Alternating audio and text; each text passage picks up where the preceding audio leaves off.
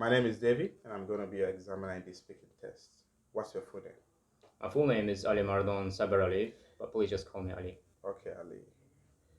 Ali, where are you from? I'm from a small town called Ielts, which is not that far from here. It's about 5 kilometers from here. I see. And what do you do?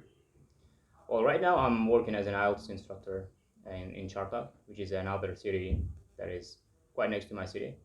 And I'm quite happy about my job right now because that's what I like and do best, I believe. Okay. Let's talk about swimming. Okay. Sure. Did you learn how to swim when you were a child?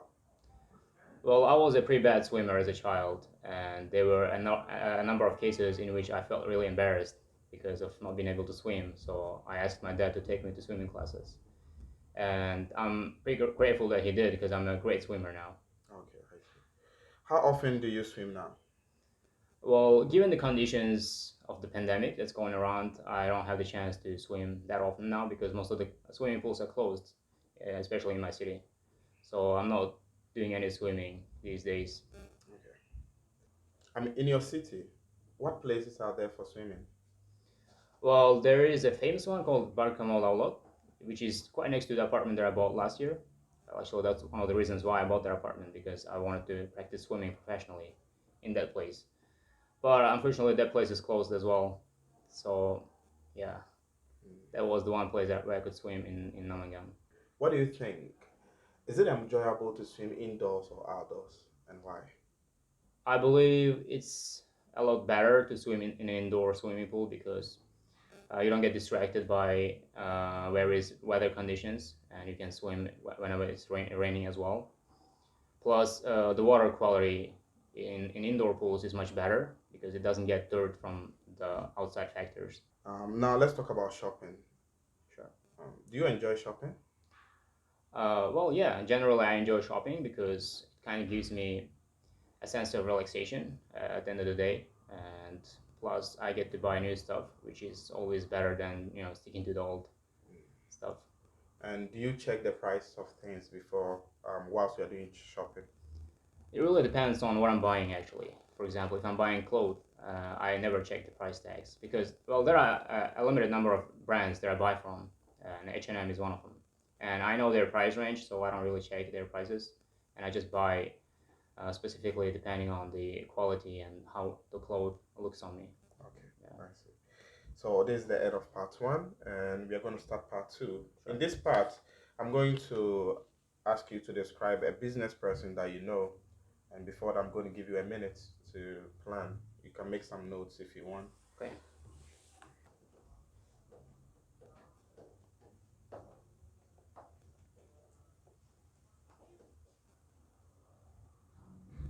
Okay, you may begin. All right. So, because I'm in the field of business myself, I've come to know a great number of business people and most of my business magnates from China because I lived in China for 6 years. But there is this specific person that I want to talk about right now, and she is my ex boss, and her name is Windy. And she is quite short in stature, and she has long curly hair as well, and a beautiful face. And I regard her as my business mentor because I've learned a lot about business from her in different occasions, right? And she is in the tile manufacturing business. And the way she does business is she hires a factory to manufacture the tiles for her, and she just does the branding and marketing there. And the things that I know about her as a person is that she's quite smart in her job as a business person, and she's actually one of the best and renowned people in China. And she's quite humble as well, and because she never looks down upon her employees, even though she's practically a millionaire now. And the way she talks to everyone around her is just extremely friendly as well. And she's one of the reasons probably why she's a great salesperson to date among the people that I know of, right? And then she's got great business skills as well. For example, I've seen her on a number of occasions making a sale. For example, the last time I saw her making a sale was in Dubai at an international fair, in which she was really successful at converting the potential customers into buying customers by making them her friend first and then really earning their trust that way. And so that was pretty impressive about her in the action. And plus, I regard her as my close friend as well because I there were a lot of occasions in which she really helped me out when I was in financial difficulty as a student living in China. That's why I regard her as my close friend and business mentor for the reasons that I mentioned above. Yeah. Okay, this is the end of the second part, and we're going to start the third part. Here, I would like us to discuss one or two things about what you talked about. Okay. Okay. Um, the first question is, what kind of people are famous in your country today? Well, off the top of my head, movie actors and athletes as well. Movie actors for obvious reasons because they're always on TV and movies and stuff. And we are watching a lot more TV than we used to now because probably we have more free time. And uh, sports people as well because the new government is placing a lot more focus on development of sports. That's why they are always on TV as well, as a part of the promotion of sport. And I actually like this trend because it kind of encourages the youngsters to go in for sports a lot more than they used to, and instead of just killing time using social media and doing other stuff that's harmful.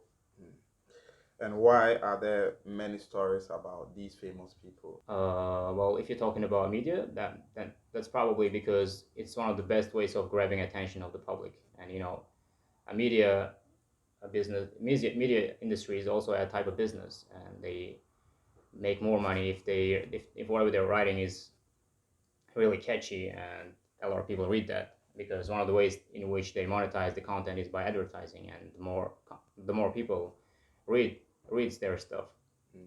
the more money they generate. So that's the obvious reason why they highlight those key people that And often. do you agree that most of the people that we have today like to be famous? Well, I don't believe that everybody wants to be famous because it has a lot to do with your personality as well. For example, I am an extrovert. I mean, an introvert actually, not an extrovert, and there's no way that I would want to be a famous person because I don't enjoy the public attention. But if you are an extroverted person, on the other hand, then the chances are you might want to be a famous person, and probably you might end up one because most of the actions of an extrovert will be aligned to making himself or herself famous because they are great at talking to people and they are great with public attention and stuff like that. Okay. Okay, let's look at the advantages of being famous. Okay. Do you think it's easy for famous people to earn a lot of money? Yes, definitely, because one way they can make money is by advertising, and it's one of the most lucrative industries out there now. It's probably the easiest way to make money now, and they practically get paid millions of dollars to advertise a drink, a beverage, in the hot day of the summer, right? I'm talking about football players here. And the second way in which they can generate income is by creating their own brand because they already have the confidence of the public, so they can easily sell whatever they want to the public, and they would never question the quality of that content that they're selling. Mm. Yeah. And why might famous people enjoy having fans? Well, there are probably a number of reasons. First is that their ego really craves popularity and attention, and you get attention from your fans as well. And in the era of technology, we have social media and social media attention as well, and famous people get a lot of that. And plus, psychologically speaking, our brain extracts a hormone called dopamine every time we get a notification on social media. And famous people get a lot of dopamine when they use social media because the amount of notifications they're getting is just immense, right? So that's one way they get hooked on making a lot of fans. Okay. Yeah. In what way could famous people be used to influence good things in the world? Well, again, as I've just mentioned, they have the confidence of the public in which way. I mean, the public trusts them in whatever the action they're taking, right? So they can help fight against the alarming issues like global warming on a large scale, and the chances are everybody starts following them because they are famous. For example, Leonardo DiCaprio, who is a famous, probably the most famous movie actor in Hollywood and the entire world, is fighting against global warming now and cleaning ocean floors as well. And he's getting extremely famous in his endeavors because he's got probably the more followers than any other movie actors out there, and that's one of the reasons why he's generating so much attention, both from media and the public, in terms of raising awareness about global warming. Yeah, he's been pretty successful actually. The desire for fame, how do you think it has affected society?